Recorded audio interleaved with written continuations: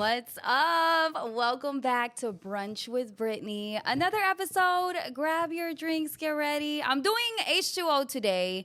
I think we both are, me and my guest today, which I will introduce in a second because I brought this guest on because as well as this is a girls girl podcast, it's also to teach men some things. And my friend, who I've known for years, okay, since I was like a teen, all right, well, he has gone on to do so many different things with his life, with careers. And one of the things was fashion, between fashion and just high end, I would say. What would you call it? Well, by the way, let me welcome Jesus here. What's up? Hi, Britney. Hey, Jesus. So I'm so glad you're here. Thanks for having me. I'm so glad you're here because I was like, who's the perfect person to talk to the men about fashion, style, what do's and don'ts, because you've been around a lot of high-end brands and companies that you've worked for. If you want to name any, if you can. Sure. So I've worked with Movado. I've worked with Nordstrom. Those are like the two big ones that I'd say I've worked with. And I know like you would get a lot of clientele too that would come in and like, they spend a lot of money in there, and there were certain things that they would teach you about all of the high end stuff, whether it be from watches to outfits to cologne to how to apply all of that. So I wanted to talk to you today for the men who are struggling with fashion or just, don't know what to do, don't know where to start.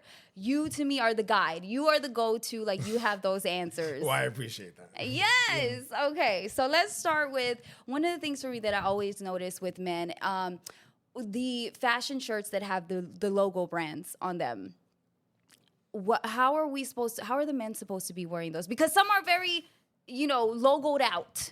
How does that come off in, what would you say how does that come off? Well, I'm going to start off by saying I don't feel like I'm an expert. I think that I've found success in like my fashion game just through trial and error. Mm-hmm. And like you said, because I've worked with so many higher end brands and around higher end clientele and even just kind of the people I associate myself with, I tend to watch and learn from those guys and see what they're doing because I want to really imitate. And early on in my life, I knew I wanted to kind of grow and to be in that space.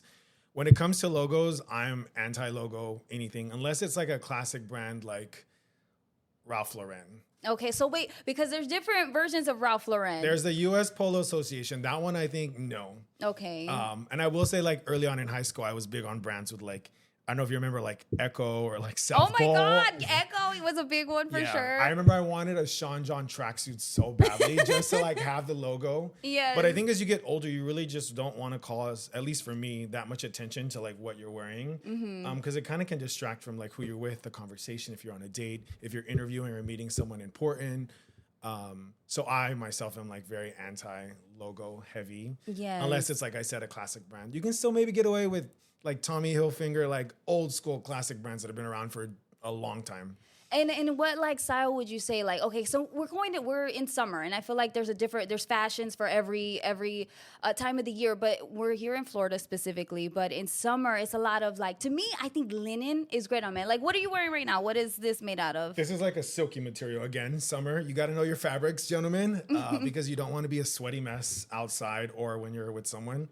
Yeah, like you said, like especially on a date too, because you want to make sure that you wear the proper attire. Like, you don't want to be sweating through it. We are in Florida, but yeah. So to me, like the linens, which I thought that's what this was, but something light, something thin, and the colors. Like you're wearing cream. What colors do the guys need to have in their wardrobe? Again, for me, it's like calling less attention to what you're wearing to like focus on what is in front of you or who's in front of you. For me, I don't try to wear too many colors depending on where I'm at, right? Like I tend to dress for who I'm going to be with or where I'm going. If I'm in Miami, you bring out all the colors, loud, bright stuff that you want to. Right. If I'm in Naples having dinner somewhere, for sure, like muted, neutral tones, one pop of color and like something neutral, just like I'm wearing, like a little bit of blue, cream colored shirt, easy. And it makes it easier, I think, in your wardrobe to mix and match stuff. So you're not like buying a ton of different shirts. And even for me, a lot of what I've had for a long time since I'd say around college is when I really started to find brands or clothes that I felt fit my aesthetic and like where I wanted to be or grow into. So for me, that was J. Crew. So a lot of muted, not super loud. They did have a lot of like floral and bright colored shirts, which I do have, but I'd say overall my wardrobe is a lot more muted and not like super loud anymore. I was gonna say I've never seen you in floral. Okay, let me start there. So you're clearly not using those shirts. But I do think that you can use them. You can get away with them if you do them. And by correctly, I just mean like if you're gonna do a floral, do it with a nice color. Like mint green is really nice, on men. I think that color goes with everyone. The colors to me though, I think that a lot of men miss out on it. The typical go-to, right, is like black. You got to go to black. That's the easiest thing to dress and wear for men. But I think that they're missing the browns, the creams, in those in-between tones and versus black, gray, or blue, sure. Right? Like black, gray, and blue to me is the color guys feel most easiest to grab. I also think it comes with comfort level when you understand like color schemes and like the color wheel, like understanding what colors look good on you. Like yes. I would never wear orange because I look like an Oompa Loompa because I'm like fairer skinned, right? Okay. But like a lot of the other colors that you mentioned, like lighter colors, I think work well with my skin tone. Mm-hmm. So like yellow, orange, red is a good color to like venture out with. And I think when you understand color patterns and like the color wheel, which is very basic, you can understand how to like make an outfit for what you're wearing and where you're going. I will say be careful with the reds though. The reds can be very alarming. Like they can be very aggressive. So red looks good, but I have read that red in an interview, like a red tie gives off like a sense of power. So for an interview, wear a red tie. Okay, red tie. I don't think I've ever paid attention to a red tie, like on a suit, but I get it in an interview setting, yeah. Mm-hmm. So with those colors being in mind and tops, we're talking about tops. I see a lot of like a button-up shirt that you're wearing today. I know a lot of men would throw a wife beater underneath there. Why? What's the substitute for that, right? Because I've seen so many men do this. I'm only about to laugh because the substitute is don't wear one, period, at all. I don't think that they're flattering in general for us men because it gives off, there's always been this image, I think, with wife beaters where just like, I think of like my dad that like comes home from work. It's sweaty, it's dirty, it's never crisp and white. And it kind of hugs you in maybe not the most flattering areas if you're not like exercising, which is fine. And I also think under a dress shirt, it just looks weird. Mm-hmm. I always think about weddings sometimes where like guys will wear a white beater under a white shirt and like when you're sweating it starts to stick to your shirt. Oh. So it just looks like, I don't think as presentable or as polished is what I'd say. So just go without it. Without it. Yeah, because I just think that it's something, I don't know what the reason is behind it, but I think it's more of a comfort level, but it's like, no, just take it off. Yeah, for sure. I think it's a lot, at least for me, like I feel sexier, like more masculine without one on. Mm-hmm. I don't even think I own one. I think I tossed those out a long time ago because you just realize that you don't need those. You don't need them. Now, okay, buttons, because there is a level of like, where's appropriate for the buttons to be unbuttoned? Depends on the shirt. I would say max 2. Max 2 unbuttoned. Like today you have how many? One unbuttoned. But this is more of like a dressier shirt. Okay. Like if I'm hitting the club, we're going to take 2 down. Or if I'm wearing a floral shirt, I'll take 2 down for sure. And I think it also depends again on the atmosphere. When you have one undone, it's a little bit more refined or polished. Whereas like if it's 2, it's a little bit more like loose and fun. So I think it warrants that depending on where you're at or who you're with. I see. Okay. But anytime, if the unbuttoning is going down to the middle of the chest, like it's obnoxious. I don't care how good your body is. I don't care if you look like David Beckham, it's tacky. It's very like run away from that man. Red flag, I would say. Don't do it. Don't do it. Okay. Let's move on to bottoms because there's, the easy thing I think is jeans. Maybe slacks. I mean, every man should have slacks, right? Sure. Yeah. So what do you suggest for the bottoms? I'm big into trousers. So they're more fitted dress pants or even like a pair of chinos. They're not as dressy as maybe slacks are, but they're a little bit more polished than maybe wearing jeans are. Trousers go like above your knee or are those pants? No, they're pants. Oh, they are pants. Yeah, but trousers tend to be more fitted or tailored to your body. Okay. Are they sound a little more like a casual, comfortable, but still elevated look? For sure. Okay. And I think brands like Lululemon make really good ones where you can dress them up or down. Mm. And again, like jeans, casual, but if you want to go somewhere nicer, like there you can still dress them up, but doesn't have the same impact, I think, at least. Okay. Mm-hmm. Now jeans, I don't care if it's a light or a dark wash. Is that something that they should consider? Like I tend to like light washes, but that's just preference. Because as they tend to wash, you have to think about longevity with clothes. At least I think about that. Like darker washes are going to start to fade. Yeah. So if you have a lighter wash, it's going to, I think, wear more naturally and just look better. I remember like being told like if you put your pants inside out, your jeans inside out and wash them, that they don't fade as quick. And I still don't know if that's true, but I've always just washed my pants like that. So I'm not sure. I've gotten a little bit pickier as I've gotten older. I tend to dry clean even to my jeans now. Oh, okay. I'm still washing mine, so they're going in the laundry. That's fine. But again, I think as much as I've spent on clothes, I don't shop anymore really hardly if ever because I've invested so much time in better quality clothing. I think of this saying, buy less but better. So I'd rather invest in like a good pair of jeans that I know is going to last me a long time. Yes. So yeah. No, I'm the same way. Like I had to learn that the hard way. I was doing fast fashion, and oh my god, like the clothes don't last 1.5 washes. What is it? The light cycle, delicates. But yeah, so that's important to have those core pieces that are gonna last you a long time. Belts, like. I don't wear belts. Again, as I've gotten older, one of I think my biggest, I wouldn't say hacks or secrets that has made me feel comfortable and maybe people tend to look to me for fashion advice is I'd say almost all of my clothes tailored unless it already fits me from when I bought it. So like this shirt, I bought it at a thrift store, but most people would think I spent a lot of money on it. Yeah, I would not have But guessed. again, I paid $5 for it and I paid to have it tailored. One, it helps me feel better because it's suited to my figure. And it also helps me keep my health and weight in check because I'm like, I already spent this money on all these clothes I own. I don't want to gain weight. Like I can't change. Because, I've gotten it tailored. Right. That so makes sense. So wait, for thrifting, right? Or if you just go, where do you, I guess, was it just through working in retail that learned you to learn your fit, what looks good on you? Or because you can go by your own eye, but that is not always going to work. Like you had to go to a second opinion and be like, does this actually look good on me? I'm for sure the guy in the store that's like calling the girls. I'm like, does this look good? I think at this stage in my life, I know what works well with my body and what doesn't. But again, because I understand my style, like I tend to be more polished, refined, more tailored looks than I would like a baggy pair of jeans or an oversized shirt because it's just like not my vibe. Have you seen the way Justin Bieber has been dressing lately?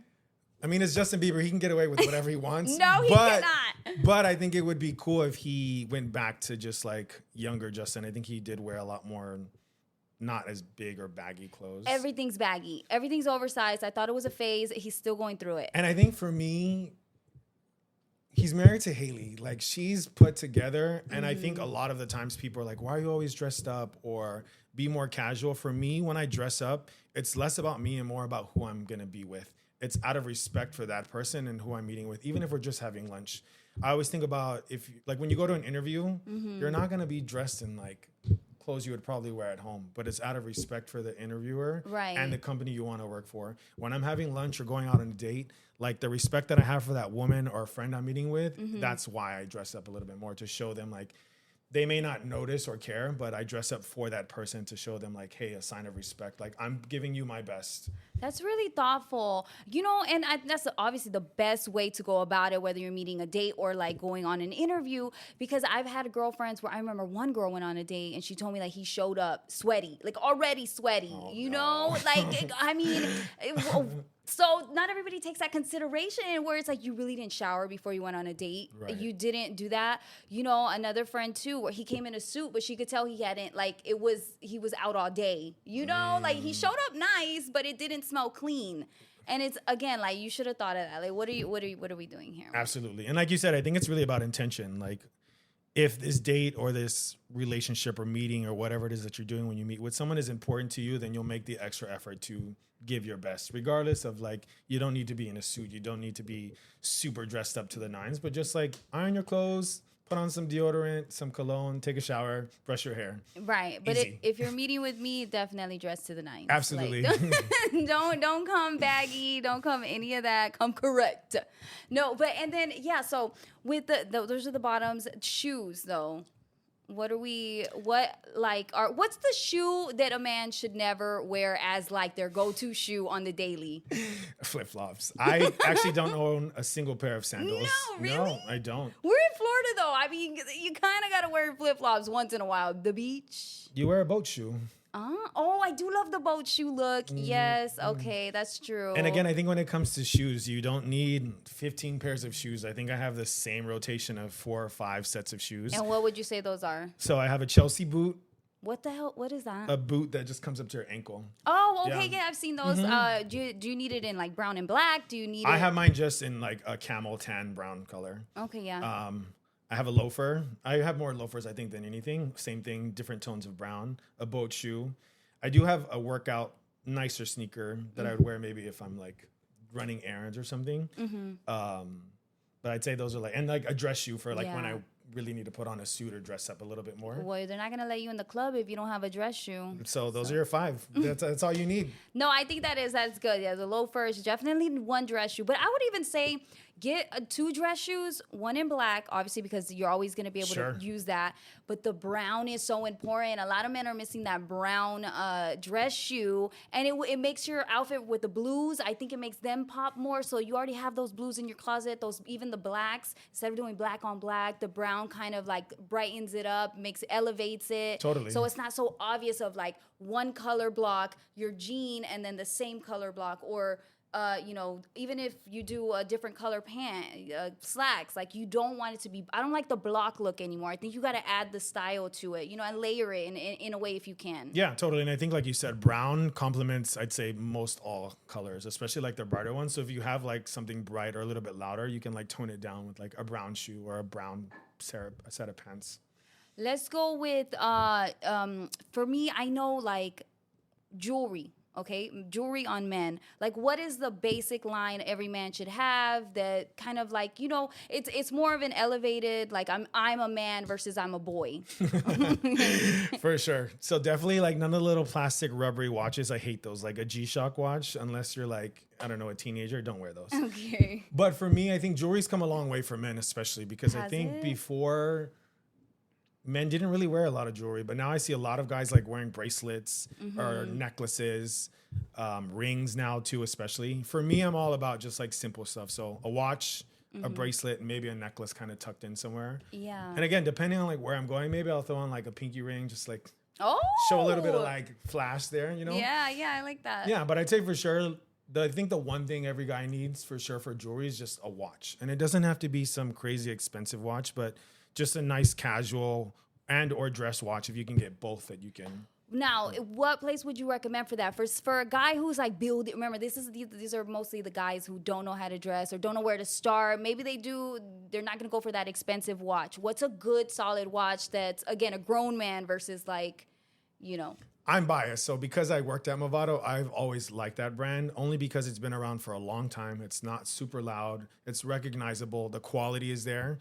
I think that's the other thing when you're buying these watches or anything in general, right? You want to think about, do I want to buy one thing that's going to last me a long time, pay a little bit more, or buy a bunch of cheap little things that like I have to change the battery or it's not working or it doesn't wear well over time? Yeah. Oh my God, I have seen a guy wear a watch that wasn't working. I realized that. Yeah. And like girls, people notice those types of things, right? Yes. So it's not so much about the brand, but it's more about just like the quality or how you take care of things too.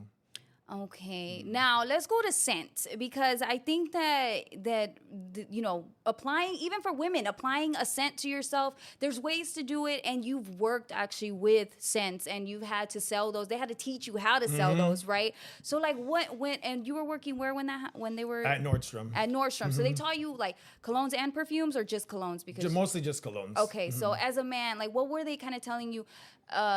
The scents that maybe were more popular because I know everybody's different. Totally. Right? So scents, I think, is one of like the hardest things to figure out because it's really based on the individual. I might like a scent, but it may not suit or fit someone else. Yes. I think one of the biggest things I learned, I wish I remembered her name. I was at Neiman Marcus in Tampa in undergrad, and this French lady that was working behind the beauty counter or whatever, like was educating me on how to apply scents because most people these days apply it like on top of their clothes.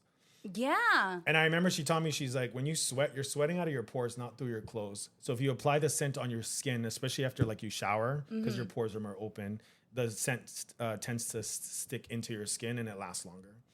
I did hear that. And that's the thing, though. I will say I always forget that part because I'm like rushing or something. And I'm already, by the time I'm dressed, I'm throwing it on top of my clothes. Like most of 9 times out of 10, I'm doing that. Yeah. And I think people tend to, at least in my experience, remember scents more because it's naturally coming out of your skin. Or like if they hug you or XYZ, if you're kissing, you can smell the scent. Yeah. Yeah. I'm also big on not having multiple scents. I think I've only had like 2 or 3 colognes in my lifetime because I found one that I felt fit me.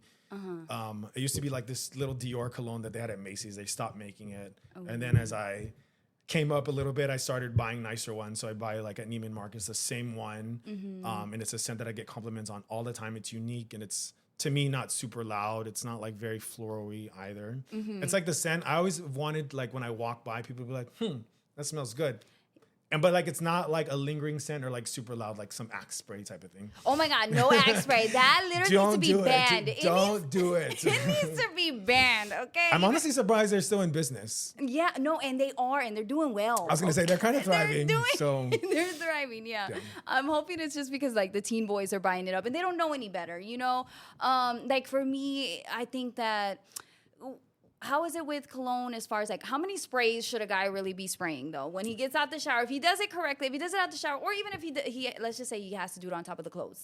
What are we talking? And where is it? Back of the neck. Where? For me, I'd say like 2 to 3. So I tend to put on my neck, somewhere like on my arm, on your wrist, on my inside wrist. of your wrist. Yeah, you want to put it like where you're gonna sweat a lot, and then sometimes just like along my chest, and that's really it.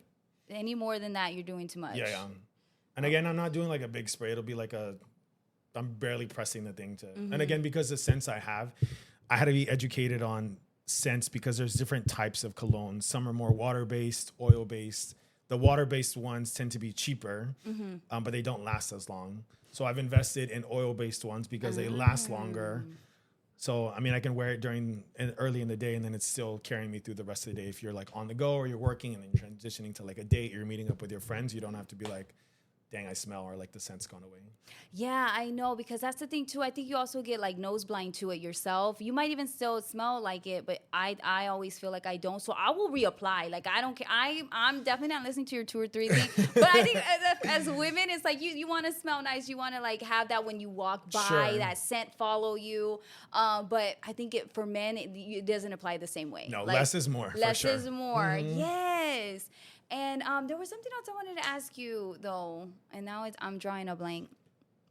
But as far as like, so with fashion, we covered the that's what I was going to tell you. Okay, so when you're picking out your style, and you said that you would also call some of the girls, right, and ask them like what they thought of it. I thought that was such a great idea because when you're figuring it out, you don't know.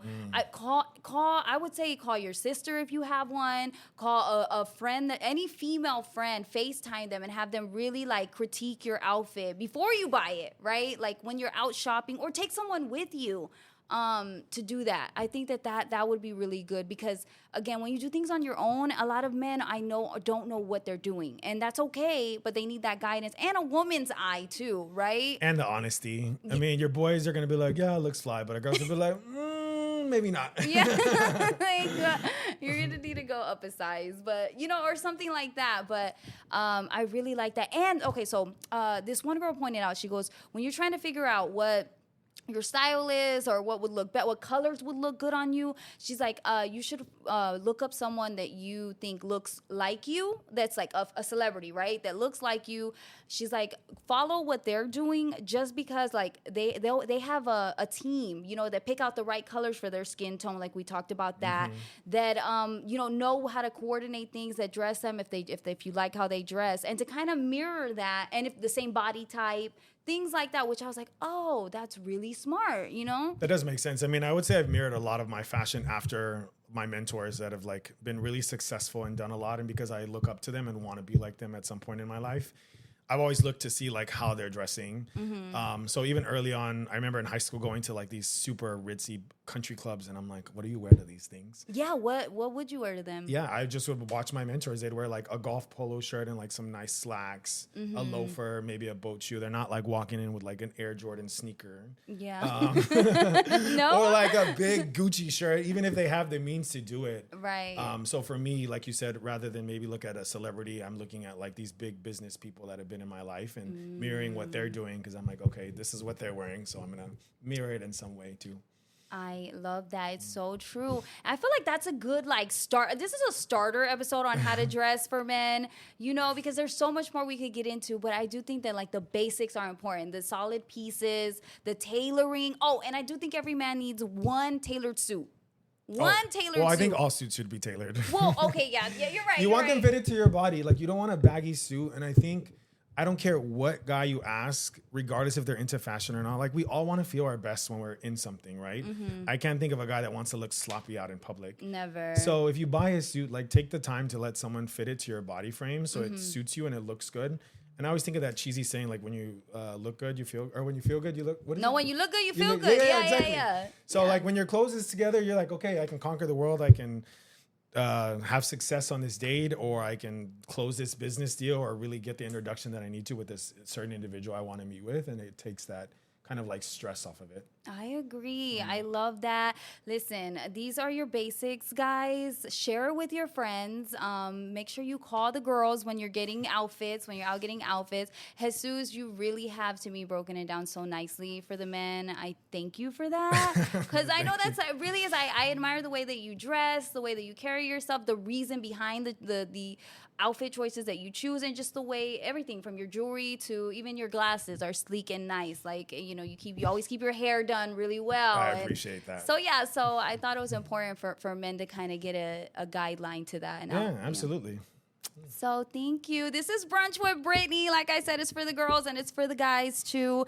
My guest with me today is Jesus, a longtime friend of mine who has so much expertise. And I thank you so much for joining me. Of course. Thanks for having me. This was fun. We'll have to do it again. Yes, we will, for sure. We are out. Follow, subscribe, Brunch with Britney on YouTube, on iHeartRadio, on TikTok, Instagram, every platform. Follow. Thanks.